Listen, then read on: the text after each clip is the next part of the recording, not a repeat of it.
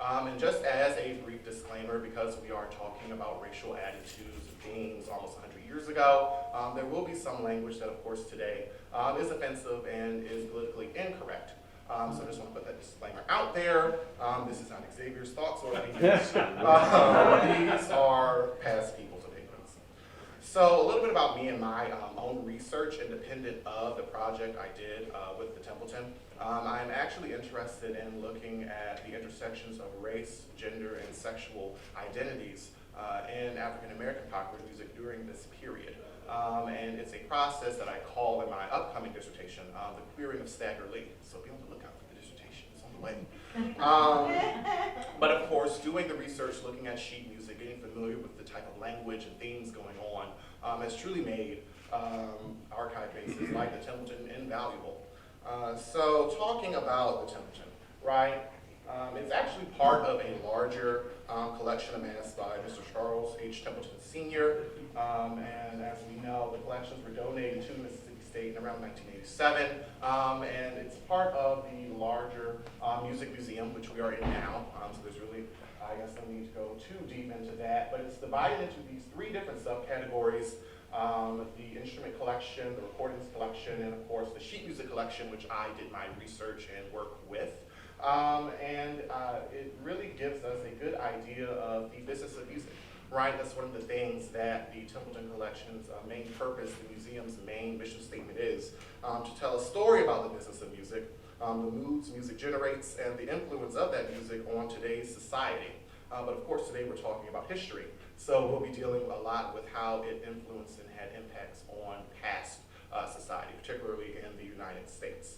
And I will be sharing the research and work that I did to make the Templeton Collection more politically correct as far as its metadata descriptions, and I'll get into that a little bit later, and its archival usefulness, both for scholars as well as the general public, and really recognizing and reconciling this early racial history of popular music that I think sometimes gets lost when we're talking about ragtime and early jazz and blues.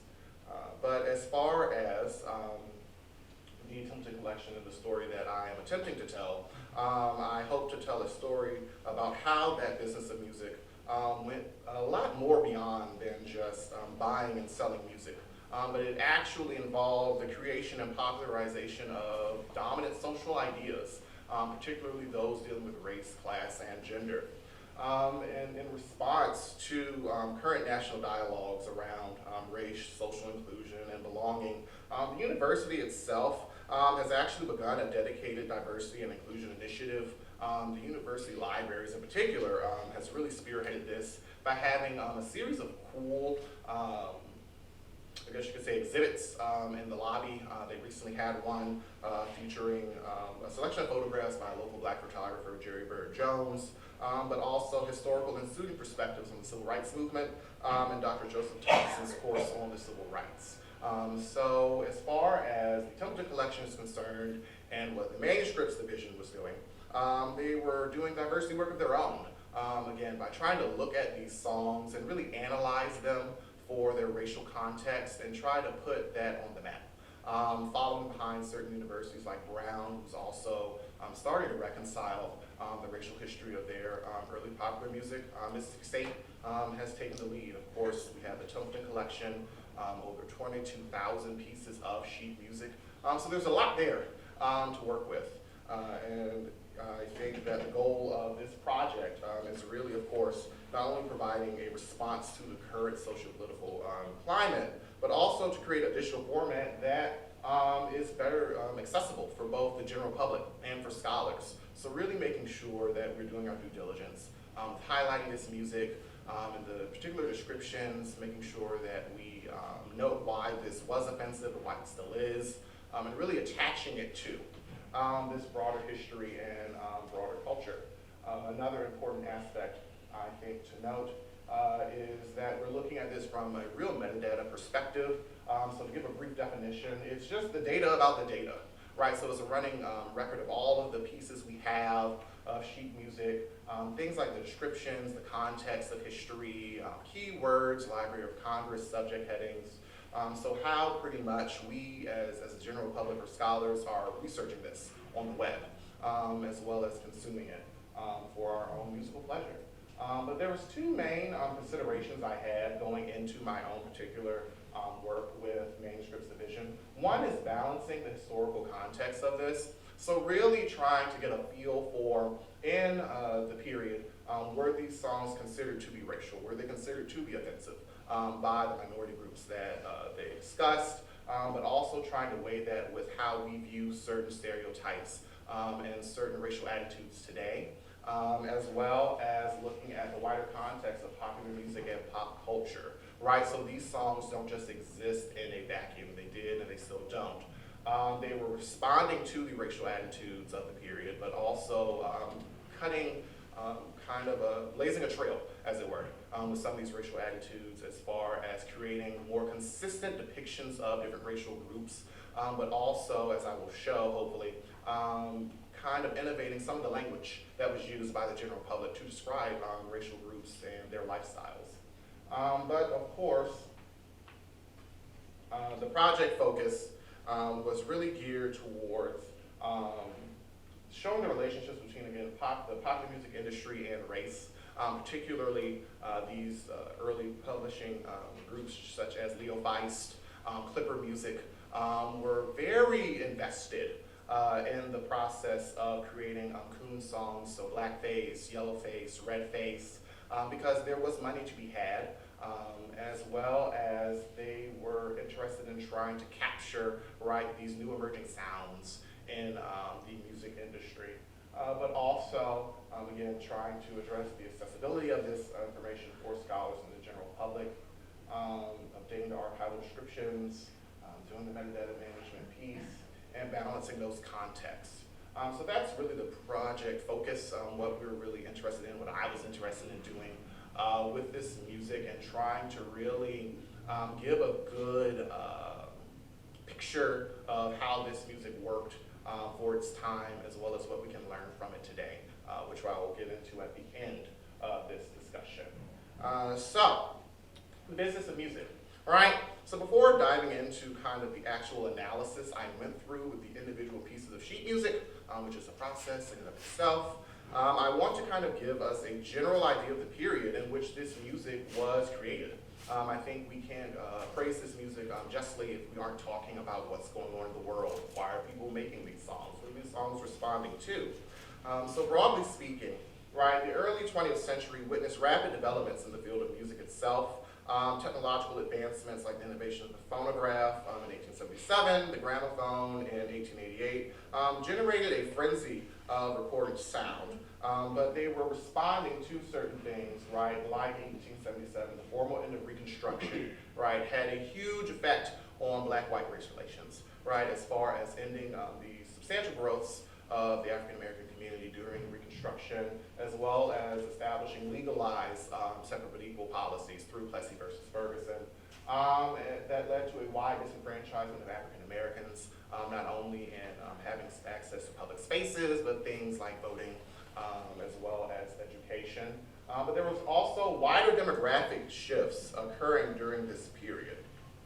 As we know, right, that this is a large period of immigration for the United States, particularly from Central Europe, Asia, and Eastern Europe. And this is how we get a lot of these new types of popular music, like red face, brown face, which deals a lot with Eastern European immigrants, as well as yellow face, in ways and at times just existing on their own, new, that really weren't there 10 or 20 years prior to this. But this all responded to a rising sense of nativism, right? So we have anti-immigration laws, as well as a quota system that's established, right, through several immigration acts that was geared towards allotting certain spaces for new immigrant populations in the United States. But the role of popular music in this is essentially to popularize these racial attitudes of the period, right? So part of the new popular music industry, right, is that it's connecting audiences in new and different ways, right? These sheet music publishing companies are selling music to people as far south, right, as Starkville, Mississippi, right, as far north, where the majority of them are located, as New York, New York. So everyone is really engaging in the consumption of this music, but with things like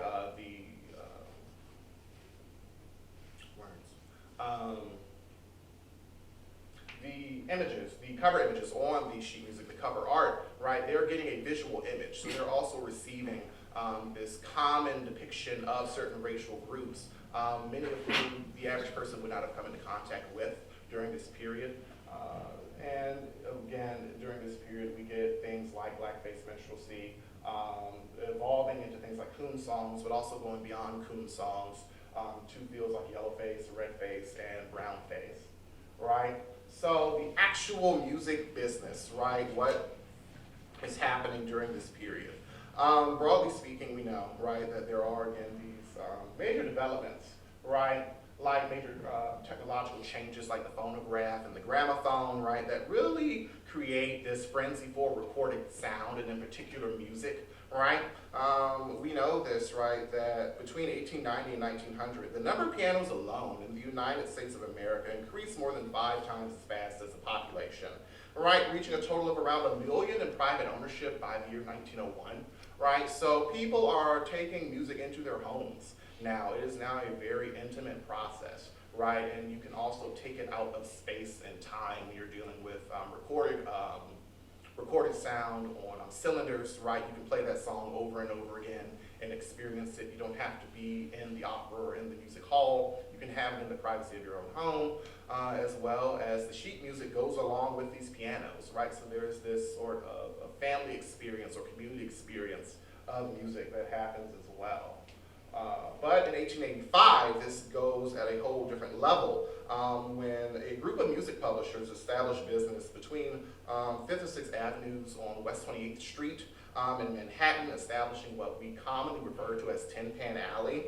And many of the songs that we have in the Templeton are published by these Tin Pan Alley firms, like Whitmark and Sons. And if you look at the screen, you can actually see a picture taken in around 1895 of Tin Pan Alley, and you see some major groups like Clipper, Remnick and Company, as well as Whitney and Warner, whose collections and some of their sheet musics we have with the Templeton. But one in particular that I want to focus on for today's conversation is Whitmark and Sons, which was established in 1886 by a family of Prussian immigrants, and they are best remembered for really standardizing some basic practices of the sheet music publishing industry that would have huge effects on the role of race in early popular music. For example, they were known for giving free professional copies of their new music to famous and established singers and bands, so they would literally have professional copies. And if you look at the Templeton collection, you will see certain copies of sheet music have on the label professional copy or for artist copy. And they're really responsible for setting that up as a normal practice, as well as they engaged in this sort of aggressive advertising that we know as song plugging, where they would essentially promote these songs wherever they could, baseball games, cotillions, wherever they could find a way to insert their music, as well as giving it to these artists. They did. Right, they literally plugged the songs in. But I think this brings up a very important question as far as what is popular music, right? Or put another way, when's the popular song? Which is a question asked by cultural and music historian David Sweisman. And as far as understanding the sheet music, I think we really have to take him at his word for describing this music, right, during this period as being commercially successful. He says, quote, "It was deceptively simple, capable of appealing to people of all different classes, ethnicities, and regions, and it simply sold," right? And this is a huge change from earlier types of popular music, particularly blackface minstrelsy and early stage acting, because it kind of changes the dynamics of class expression or group expression, and it's a more commercial business. It's about selling these songs and promoting songs that are commercially successful. But one of the ways that the popular music industry actually engaged with race during this period is by, of course, developing coon songs. And one of the ways they did this is through inventing Darktown, So they continue to use earlier blackface minstrelsy traditions at the heart of American popular culture, but these new coon songs represented a distinct departure from older songs like Jump Jim Crow or Zip Coon, which tend to introduce these earlier racial tropes as well as some of the racial slurs like coon. For example, right, many early coon songs often reference a dark town or a coon town that mirrored the very real segregated African American communities popping up at this time, like Chicago's Bronzeville or New York's Harlem. And they still continued some of the earlier tropes like exaggerated, just the laser doesn't work, exaggerated racial characters as well as dialect and lyrics, right? So really getting into this generalization of how African Americans not only looked but also sound. And we also see some new things. So again, this reference to Darktown and Coontown, right? These musical discussions of spatial segregation that go along with Plessy versus Ferguson and Jim Crow. But again, where's the Templeton? Where's the music, right? So if we look here on the screen, you can see a song we have at the Templeton, published in 1898, Darktown's Out Tonight. And if you look, you can see in the background this large cityscape where these coon towns or dark towns, according to popular sheet music, existed. And if you look close enough, you probably can, even though it's quite large. In the background, the people standing on the sidewalk are actually white civilians, but the main focus in the middle are the African American couple. And you can see some of the continuations of older racial tropes. For example, the very tight-fitting clothing, the exaggerated facial proportions, right? But also the fact that the woman is larger than the man. So kind of this older critique of African American women being these large, monstrous, ill-fitting creatures, particularly in their clothing. But it's this reference to a unique urban experience, which is connected to these larger questions about urbanization, questions of new immigrant and racial groups coming into contact with one another. And they continue this conversation, I think, even more clearly, right, in the creation of a subgenre of coon song, which I, in my own research, look at very closely, and that of the bully song, which was a departure from earlier blackface's clownish stereotypes of African Americans, because bully songs in particular stress criminality, violence, and aggression. How do we know this, right? I call it the process of going from long-tailed blue to bully coon. So if you look at figure 1 on the far left, you will see this earlier antebellum depiction in blackface of kind of the dandy or the urban African American male stereotype. Again, he has ill-fitting clothes, exaggerated racial features, right? Kind of putting on the airs of freedom and independence, but again, because his clothes are ill-fitting, oftentimes in colorized versions, they're mismatched, all bright colors. He's not really adjusting well or assimilating well to American society. But it changes, right, during the bully coon subgenre because we now get this new type of stylized version, right? So not only are his clothes evolving with the times, but if you look very closely, and I probably should, can everyone hear me? Yeah. Yes. So if you look very closely, in his top pocket, he actually has a straight razor. And this is a very interesting story with the bully coon and the bully coon subgenre. The bully always has a straight razor, right, that he uses to walk around the street and essentially attack other African Americans or attack innocent white bystanders. And in my own research, I consider this a continuation of early gender tropes of African American males that oftentimes have certain sexual connotations that change during this period because you go from having a long-tailed blue and songs referencing African American male bodies to talking about the bully coon with his razor and kind of this metaphor for violent black male sexuality that's really embraced in arguments for segregation and keeping black and white separate in public spaces, particularly on public transit when you have white women taking early trolleys and trains and buses.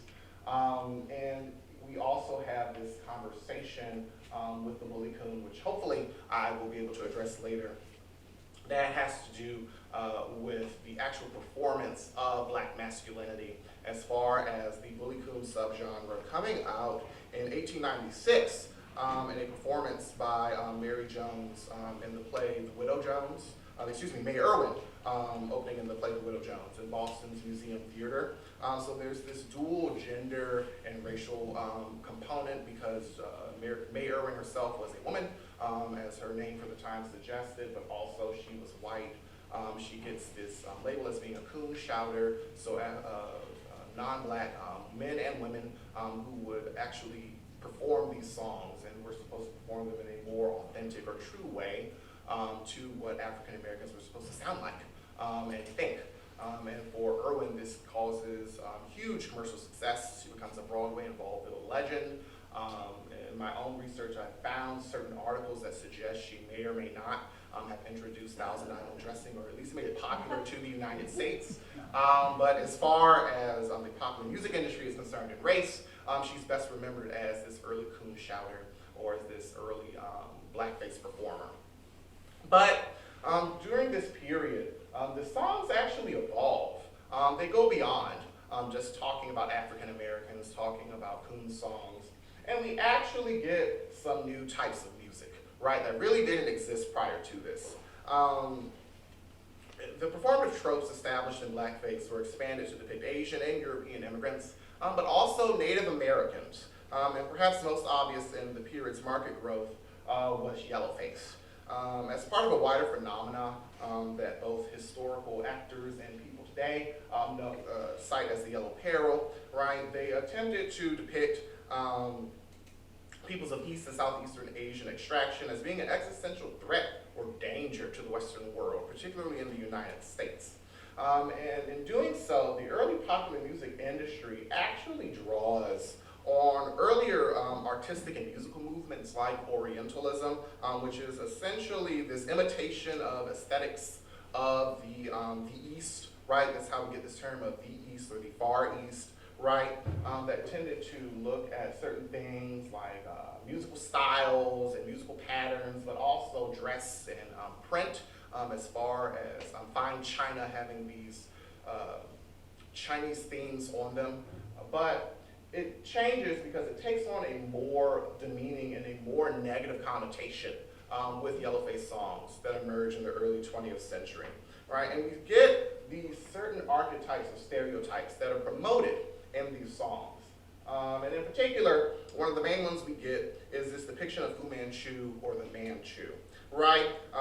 Even though it's standardized much later and is popularized by Sax Rohmer's novels, the beginning elements of Fu Manchu were actually present in earlier depictions of Asians in popular music, right? And it tended to essentialize Asian immigrants as always coming from China, so blending in Japanese immigrants, Korean immigrants, which we know were coming to the United States during this time, were kind of caught in this wider umbrella of being Fu Manchu or Manchu, right? So for example, if you look at the screen, you can actually see an illustration of one of these early songs, right? It's a hit song by Harold Weeks entitled Chong, right? So if you look at the image, you get this standardized Manchu outfit, right? He has the cap, the long braid, as well as the robe, but also these hyper-stylized racial facial features. And you can see kind of this earlier element of Orientalism going on as far as the way the words are written, trying to stylize, again, that pagoda Asian theme, which for people during this time would have been easily recognizable. But particularly with the lyrics of this song, you have this new innovation, right, where it's adapting these earlier traditions and depictions of Asian immigrants through characters like John Chinaman, which originated in the West in places like California in the 1840s and 50s with the early beginnings of the railroad, but also in, again, hyper-stylizing and really exaggerating dialect that happens in this song. So taking an actual chorus from the song, or at least the beginning of the chorus, the very end of the song, of course, says, Chong, go back to Hong Kong, right? So embracing this larger culture of Chinese exclusion and immigration restrictions, right? But of course, the beginnings of the chorus, right, take on this dialectic note because they say things like Chong, no like that song, he, sing hi, sung hey, mung hey, chiki feng ye, which of course has no sort of actual linguistic meaning, right? But for the early popular music industry and the wider society, it was about trying to make fun of or exaggerate certain sounds of certain cultures and dialects, more so than addressing them for their own terms, their own natural qualities and elements. And again, we get another example, the even more racialized version of the Manchu character, which comes out later in 1929 with the Cheeky Chinese Boogeyman, right? So as you can see, there is this increased hyper-stylized version of the Manchu character, right? He has the cap, the robe, but we actually see this closer depiction of how we commonly think of the Fu Manchu character, the long mustache, the long fingernails, right? But with both the cover art as well as the lyrics of the song, we can tell that he's now a menace to society, right? Because he's this boogeyman looming larger than life over the city. Of course, the actual intent of the sheet music was not, by happenstance, it was by design to try to reflect this yellow peril, this larger stereotyping of Asian immigrants and their association with American society. But at first glance, looking at these things, you would kind of think that racist stereotypes in early sheet music are common sense, right? You can look at this and say, oh my, oh word, this is awful, right? However, I'd like to suggest that many pre-World War I musical pieces actually included racist caricatures that might not have read as racist to either contemporary audiences or even modern audiences. And I think a good example of this is Red Face with the early popular music industry. And of course, as we think of Red Face, we know that it is some sort of racial performance or stereotyping of Native Americans for entertainment purposes by non-natives. But with popular music, non-native songwriters and music publishers actually attempted to replicate the sound of the Indian, right? So oftentimes they would, in their sheet music, have certain bars that were meant to sound like a war drum, or I saw one, and the entire piece of sheet music is actually entitled Sequoia, and it's supposed to have all of these different quote-unquote Indian wise man say quotes in between each song. So with Red Face, however, we get this idea that it might not seem particularly racist because we get in these common Indian songs this understanding of the eroticization and the fetishization of Native women as being these beautiful and attractive Indian maids. And I think it's best shown through the series of songs entitled Arowana. It's only 2 songs in this series. And the fictional story is about the courtship and marriage of an Indian squaw or an Indian maiden, as she is referred to in the songs, to an Irishman conveniently named Barney Carney. Right, so I often tell people you get a 2-for-1 deal with this song because you get negative depictions of the Irish, but also negative depictions as well, stereotype depictions of Native Americans. So if you look at the screen, you can see the cover art for both the first song published by Theodore Morse in 1906, as well as his follow-up song, Because We Love a Good Series, right, Since Arowana Married Barney Carney, right? And when you look at the cover art for the first song on the left, you get, again, this sort of capturing the sound, or I would even say the look of the Indian or the native, because you have this nonsensical tribal print that's just put across the sheet music, which isn't supposed to mean anything other than, hey, this is a song about Native Americans.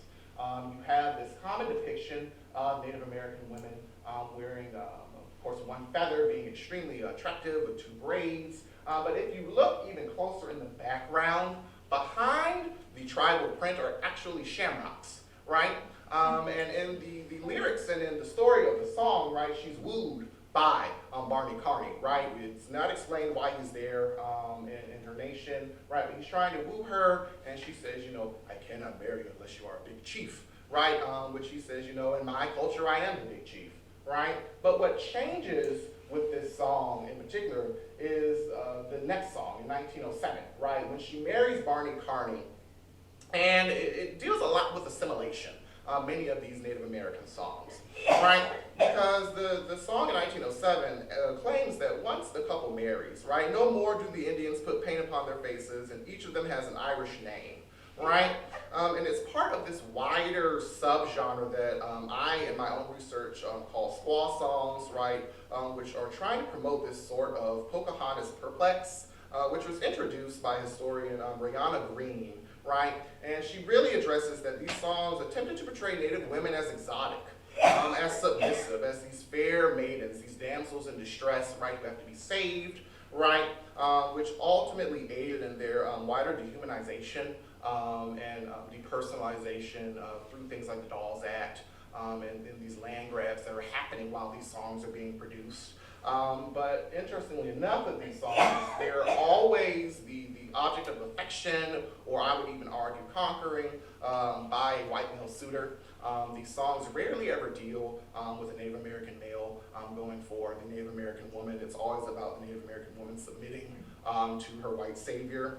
And according to Brianna Green, right, she says that, quote, Native American women had to either keep their exotic distance or die, right, which you get a sense of in the second song from 1907, right, because the song talks about how she's no longer a native, right, she starts to adopt European patterns of dress, she has Irish children, right, but ultimately it leads to the assimilation of her people in this second song. And I say that because if you look at the image, right, not only does Arowana herself have four-leaf clovers on her gown, but if you look at the chief, right, who in this song is supposed to be her father, whereas in the first song he's just the chief, he actually has not only a green shirt, but on his headdress he has little shamrocks printed on it, right? So it's sort of this subliminal messaging about assimilation, right? And for audiences during the period, of course, it was supposed to be light, it was supposed to be funny, you know, ha ha ha, but there's this darker history to it,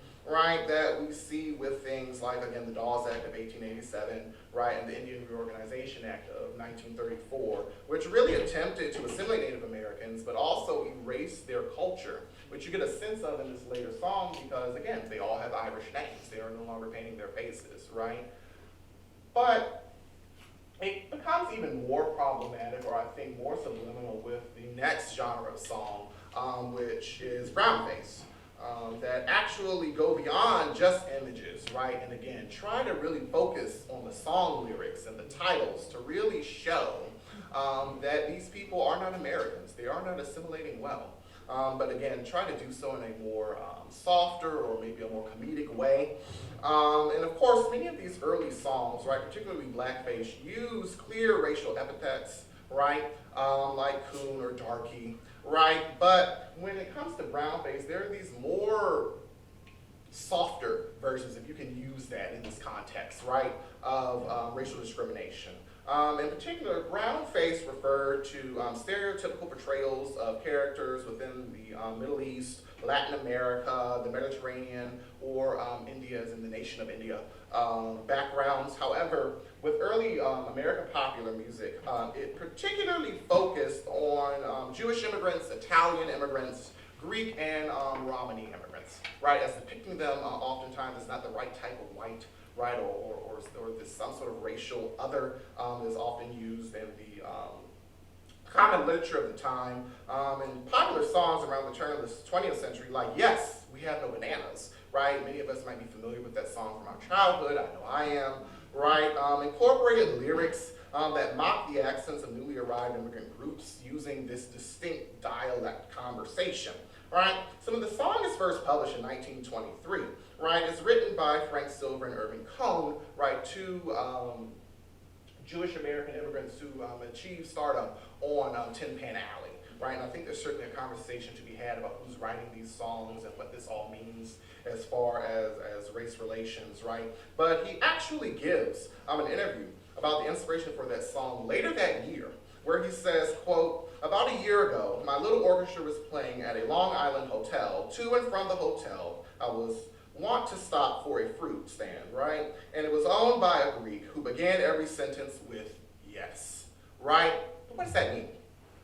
So if you look at the image for Yes, We Have No Bananas, right, you get this common depiction that we see in larger political cartoons of Greek and Italian and Romany peoples of having very long mustaches. If you look at his waist, he's wearing a satin sash.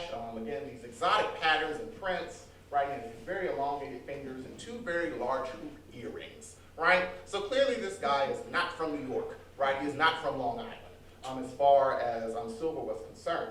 But the song really makes concrete his foreignness or his otherness in the lyrics. So if you can see it, if not, I'm about to read it to you.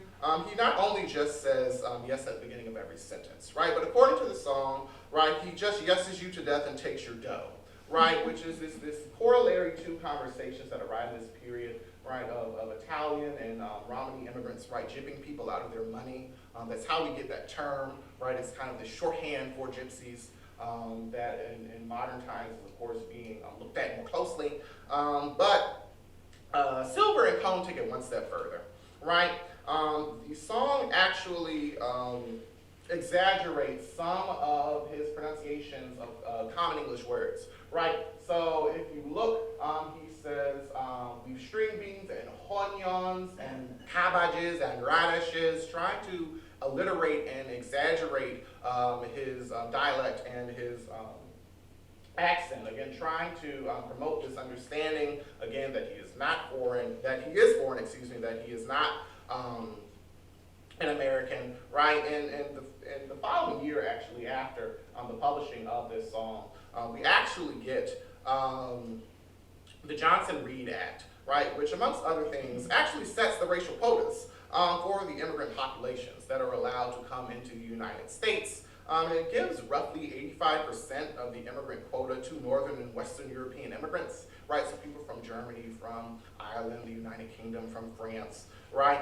But also those who had a specific educational set or a trade skill. But more importantly, as far as the context of race and understandings of whiteness and who is white and who isn't white quite as much. It only gives 15% going to Eastern and Southern European immigrants, right? So we get another song that I think shows this even more when it comes to lyrics. And that is the 1912 song, Wops, My Dear. Written by Tin Pan Alley composer Al Pianatodosi, who was himself a second-generation American. His parents were Italian immigrants. The song's title, of course, injects a slur geared towards Italian immigrants, Italian Americans during the early 20th century. But more importantly, like Silver's later piece, right, the song's lyrics fully other the intended subject, right, Italian immigrants, by using a grossly exaggerated accent. So if you look at this picture of the second half of the sheet music, where we're getting to the chorus, the intended person who is singing this song, the person who is considered the WAP in this song, he's talking about how every time someone says, "Where's the WAP?" he says, "Here I am," how his heart swells with pride for being called that, but he continues to say that, mia go, mia come.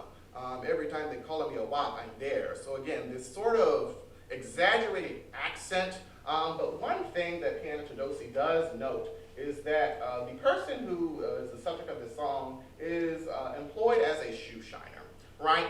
So in passing, that might not mean much to the average person. Oh, that's just his job, he's commenting on it. But when we compare it to figure 2 on the right, which was a political cartoon published somewhere around 1912, right, we get this depiction of what the average Italian immigrant is supposed to look like, but also what their job is supposed to be. And I think it is not a coincidence, again, that you get this sort of exaggerated accent in the description, but also the fact that he is employed as a shoe shiner, right? So all of these conversations about race and about ethnicity and whiteness are going on in the early popular music industry. And we know that they are profiting from this, right? In 1890 alone, right, 600 coon songs were published that year, right? And the market takes off and it expands to all of these other explanations and definitions of race and ethnicity, right? But what is the significance, right? Why am I I think on one hand, we have to talk about how this applies to the common conversations we're currently having about race, right? So those of us who pay attention to the news or who just like breakfast foods are familiar with what used to be known as Aunt Jemima syrup or Aunt Jemima's breakfast food brands, right? They're now known as Pearl Milling Company, right? After a scandal, I think that started in 2020, as far as depictions of Aunt Jemima, right? This mammy figure as being the face of their breakfast brand. Oftentimes on their advertisements from the 30s, you get conversations from Aunt Jemima where she's saying, Lord Jesus, they sure does love my pancakes, right? So again, this common thing that's going on, but it has a musical root as well, because in the Templeton, we have a collection of mammy songs. I counted, and it's about 12, and that might be a more conservative estimate. There might be more, because you get references to mammies that pop up in random songs, oftentimes dealing with the South. But in this particular song from Leo Feist Company in 1922, the song is titled Carolina Mammy, right? Why is this song in particular important? If you look, this is one of those professional copies of those advertisement copies that we get, and we have Mammy on the cover. That is how she is depicted. That is how she is billed on this piece of sheet music. However, that wasn't her real name. The woman in the picture is actually Tess Gardella, whose stage and screen persona was Aunt Jemima, right? Performing in the classical stage musical Showboat in 1927. So she was actually in the opening Broadway play. And what's unique about it is that not only did she originate the role of Queenie in Showboat, but she's the only cast member in the original production to be in blackface, right? And the original production of Showboat is known to have black actors in it playing the black roles. So it's this very complicated history that we get with it. But as far as it relates to the Aunt Jemima breakfast food brand, the brand not only used her name, right, her character name of Aunt Jemima, right, but it also standardized its depictions of the mammy figure from her kind of after this 1920 to 1927 phase. So there is, of course, this present conversation that we get from the Templeton Sheet Music's collection, because we're seeing the creation and the popularization of these racial stereotypes, right? So when we're talking about things like blackface in the year 1840 or 1830, right, those performances were largely relegated to Baltimore, New York, Philadelphia, the North, right? You don't really get a lot of them occurring in the Deep South. But during this period, because you have people engaging in this sheet music, they're buying it, right? The music sells, it's popular. They're actually now getting these more streamlined and broader conversational pieces of what an Italian immigrant looks like, or what an African American is supposed to look like, sound like from these songs. But if we're looking at it from a historical standpoint, so those of us who are historians, archivists, or history buffs, as it were. When we're talking about the business of music, right, this was a business. This was part of their business. Not only did many of the early popular music companies actually profit off of the racial stereotyping of minorities, but they also did some major institutional innovations to help promote this. So earlier I spoke about Whitmark and Sons and how they were innovative and giving us professionalized copies for sheet music and song plugging. But another important part of their story and their eventual commercial success, right, is that they actually established a very lucrative minstrel department in their company, which actually aided in the production of amateur minstrel shows across the United States. How they did this was through this minstrel shows by mail program, conveniently named because organizers or performers in a place like San Francisco or in Starkville, Mississippi, if they had one of these pieces of sheet music published by Whitmark and Sons, if you look at the bottom of the right picture, you'll actually see this little slip, right, for their minstrelsy by mail order business, where you would fill out this little brief form saying how many actors you have, how much money you have to put towards this, the type of theme you're going for. Is this a birthday party? Is this a county fair? And you would send it off to New York for 24 cents, where they would send you this mail-ordered minstrelsy box, right, that gives you the lyrics, that gives you the type of attire you should use, the type of song suggestions, right? Some of these song suggestions were actually tailored to the particular performances.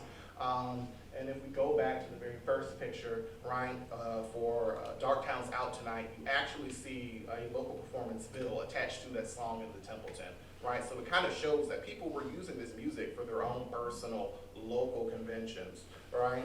So we see that in the particular song that this is associated with, Carry Back to My Carolina Home, while it has a southern connotation to the song itself has nothing to do with race. There's no mentions of Mammy, going back to a log cabin, the old folks at home. He refers to his mom as his mother, right? She's gonna embrace me. I get to see my aunts and uncles, right? And that's it. So I haven't been able to quite figure out whether or not these minstrelsy by mail program bills were in songs about the South, or in Coon songs, or if Whitmark and Sons put this in every song they possibly could. Still trying to chase down that lead through the Templeton. It is a tedious process. However, what we do know is that Whitmark and Sons and other companies profited from this, right? That they either played into common racial stereotypes to make music that would sell, or they were on the cutting edge. They were creating their own language to talk about this. And it really allowed them to expand their businesses, right, and make an income, right? We know that Tin Pan Alley gives us our soundtrack not only for early Broadway, but also early vaudeville. Many of these actors and musical professionals played both in Broadway as well as in Tin Pan Alley. So it's really about the business of music and how this was not only a musical conversation about wider society, but also their own business practices and perspectives that they used to discuss race and use race to their own advantage. These are my sources. I thank you all for bearing with me through this presentation. If you have any questions.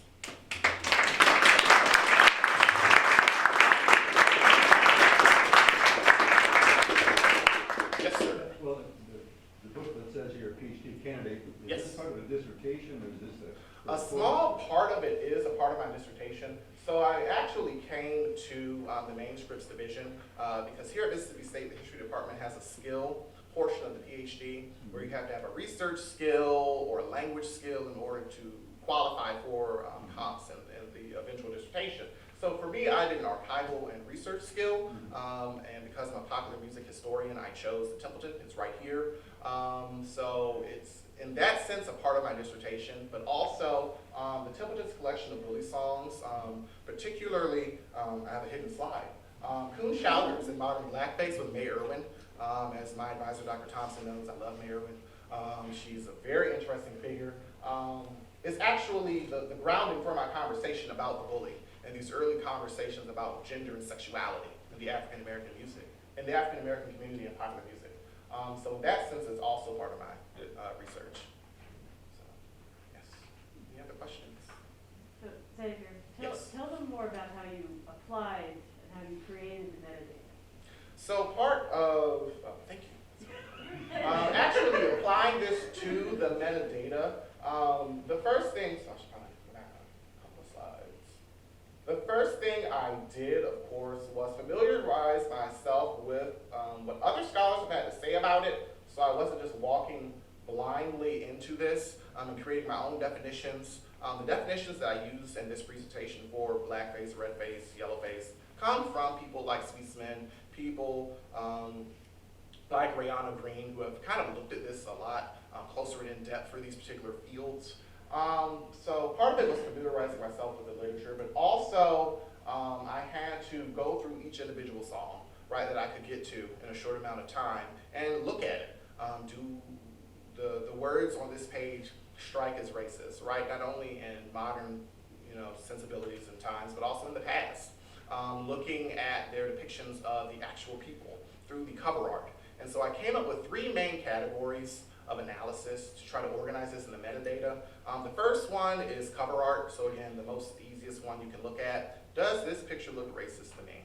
right? Or if I was here in 1901, what would this say to me, right? The second one was lyrics and titles, and so again, looking at titles and lyrics for racial slurs, these exaggerated accents and dialects. And the third one was songs with cover art and lyrics that were both racist and offensive. So songs like Chong, songs like Chinky Chinese Boogeyman, Darktown's Out Tonight, so many of them. And I would apply those to the songs. The next process was also looking at these keywords, brief abstracts, and Library of Congress subject headings, which I think was the most tedious part.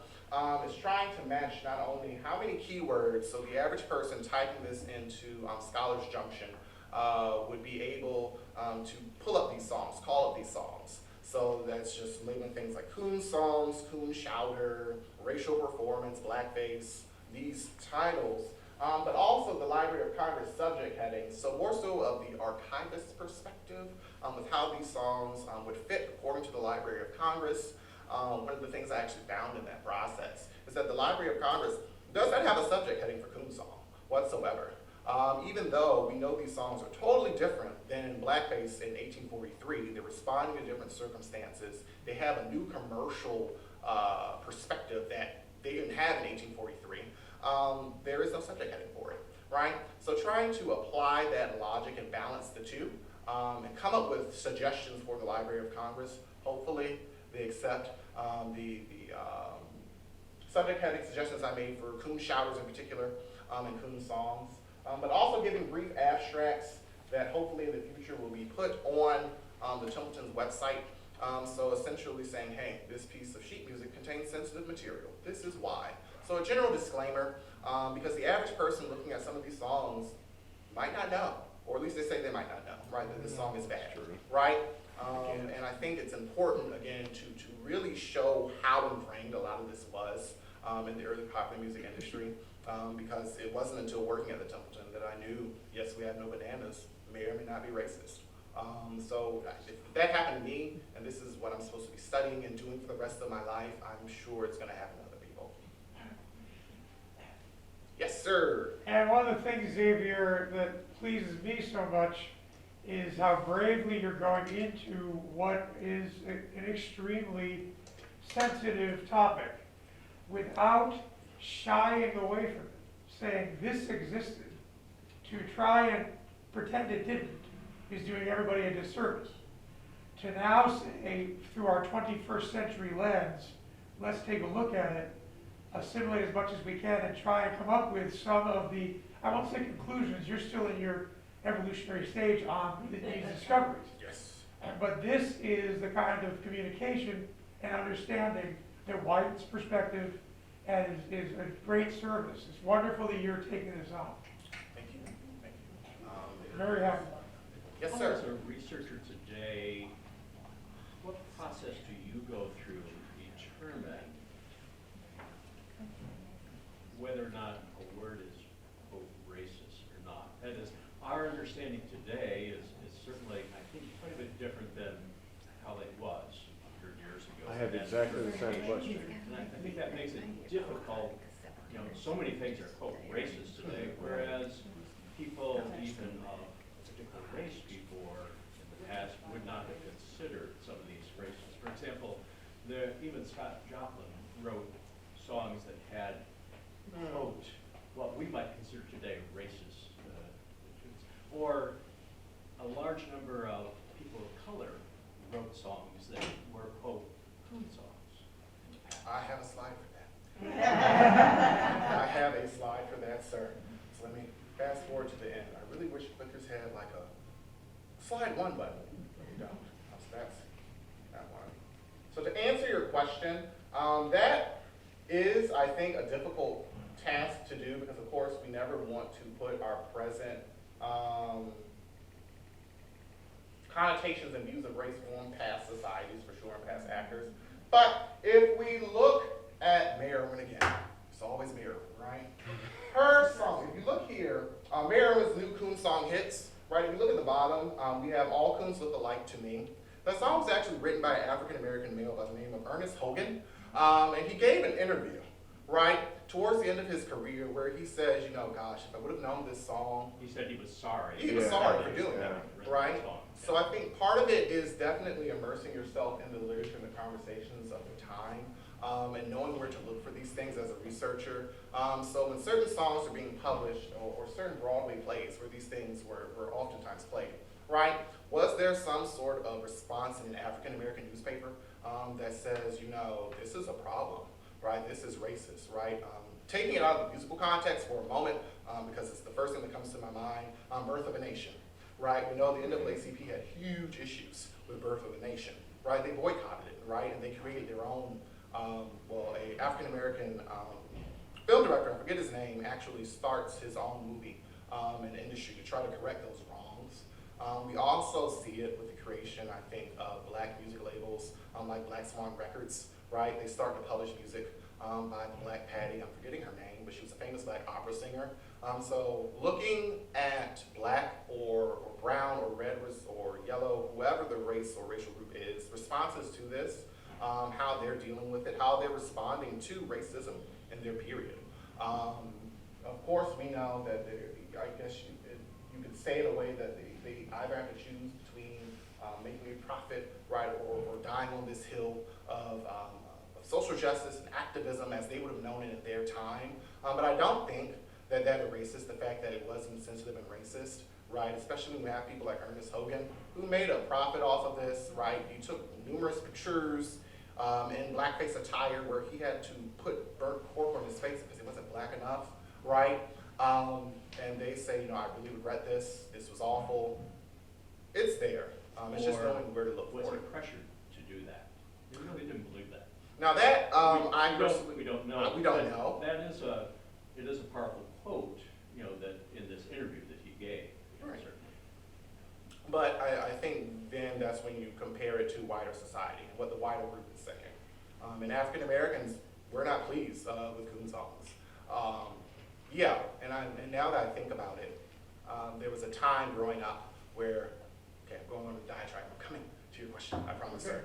But when we're dealing with songs like the ice cream machine, well, the ice cream truck song, I don't know if you're familiar with it, but the song is actually Turkey and Straw, which during this early period was transformed into Nigger Love a Watermelon. And I remember growing up, my grandmother saying, you know, you don't get ice cream. You know, when that truck comes, you don't go and get ice cream. And at the time that went over my head, I just thought, oh, she doesn't like ice cream. What's that about, lady? Right? But now that I think about it, she, you know, growing up during this early period, where she would have heard this music as a younger woman and as a child, she probably heard that song at some point in time, and she probably knew what it meant. So I think it's definitely there. We just have to know where to look for it and be So you strategic were about it. taught that song was. I wasn't, because she never said the song was racist. Initially, it wasn't, but. But yeah, listening to what the song is, looking at the title that says Nigger Love a Watermelon, and on the cover for the sheet music, it's a blackface character eating watermelon. I doubt people were pleased with that. We're African Americans. But so you got a question now. Coming to you. Okay. Just one question for your further research. Yes.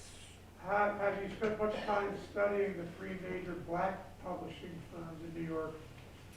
Gotham Attic, Pace Handy, and the Williams. It was Perot and Williams, and Perot went back to New Orleans. And the amount of material that they were publishing in the Coon style, with the titles, with the artwork. Also, of course, Burt Williams, George Walker, and that is part, I'm sure, of where you're at least going to be interpolating that, because it's a complex issue involving them. It is. In a way, and also Walker's wife, Ada Overton Walker, who is very under-researched and needs more to come out. While Walker and Williams gave into the pressure of putting the cork blackface on their own black visagist to go on stage, she said no. She weren't going to do it, and she didn't. Right. So there's so much that I hope will all be assimilated into your studies around that particular facet of what you're talking about. Yeah, it's definitely there, particularly because I'm looking at popular music starting with May Irwin, but really looking at it from the Black perspective, so these Black publishing houses, Black artists. It will be there, but I think the larger part of my particular dissertation research is looking at Black sexual and gender identity, particularly queerness. So it would be more interesting to see, do these songs mention anything about African American gender identities that aren't respectable, right, that aren't middle class, man and wife marriages? Is there some sort of subliminal messaging there? Why is it not there? Those are the questions I'm looking at in my particular research. Sure. But as far as early popular music in the early 20th century, I think it's very important to look at those things. And also, when you mentioned that, Ma Rainey and Bessie Smith being bisexual, and that wonderful iconic cover of Ma Rainey on front in men's clothing, with all these cops around in the background trying to find her. I can't remember the title. What's the name of that song? Prove It On Me. Thank you. Prove It On Me Blues. I mean, all of that stuff is tying in as well, and I'm sure is part of what you're up to. Oh yeah, for sure. It's wonderful what you're doing, Xavier. Does anyone else have any comments or questions for Yes. Xavier? I love May Irwin too, Yes. and I have a question for you. You said that she was a blackface performer. However, I do not recall ever seeing a photograph of her. That was my question too. I didn't know. So here's I'd be careful describing that unless you've seen a picture of her and doing that. So the way coon shouting has been discussed by previous scholars, go back to my slide, I put it on here. But there's a particular book, written about May Irwin. I think it's one of the few scholarly looks at her as a book. I think it's called Ragged But Right. Yeah, talking great about book. singing, shouting, and the specter of minstrelsy, Yeah. right? Where they talk about how being a coon shouter, right, makes her, at least vocally in these songs and in the early recordings, some sort of blackface performer. She might not be putting on blackface, but that's part of the evolution of, I think, minstrelsy and blackface in this period, especially with early recordings. No doubt that she sang coon songs. However, I would not say that she was a blackface performer unless you had proof she put that on her face. Yeah, and you might want to Careful. at least Yeah. adapt that description. Because when you said that, it said to me, wait a minute, I don't recall that. No? You know, I think very much so, Xavier, your description of her delivery of the song. Oh, yeah. Sigmund Spaeth called it a barbaric yelp, to paraphrase Walt Whitman. And she herself even said, I had no training at all, I just opened my mouth and let her rip. So there is quite a bit of the practices and the sounds without maybe necessarily involving the core makeup we call blackface. So just double check that, because I don't know it as well. I'm not saying you're wrong, since I never have seen an image or read a particular description of her corking up as, say, Sophie Tucker did when she began her career. Right. That's an interesting thought. That is an interesting thought. Yes, ma'am. I don't know if you were here in the last session, and, I wasn't. oh, so I'm Susan Clary Johnson, and my mother just donated that. There's, and I mentioned that a couple of parts of the collection had originally been given to us, the family, and the part of the collection that was given to me is all this music that you're talking about, because I was really interested in it historically. So I don't know if you had a chance to look at her collection that was just donated. Not yet, no. Not yet, Yeah, no. so there's a very large section in there that is this music. Yes. So I just thought you might want to. And quite a bit of copies of sheets that probably aren't available anywhere else in the world. So there's a rich treasure trove here. I definitely heard about it while I was in manuscripts and archives. There's a Clary collection. Xavier, are you willing to do it? And I was like, if I have time, I will. But to be certain, these songs are throughout several sheet music collections. Under manuscripts right now. So I'm sure that the Clary collection has quite a few. Yeah, I just ask one thing. Have you studied much about Sophie Tucker?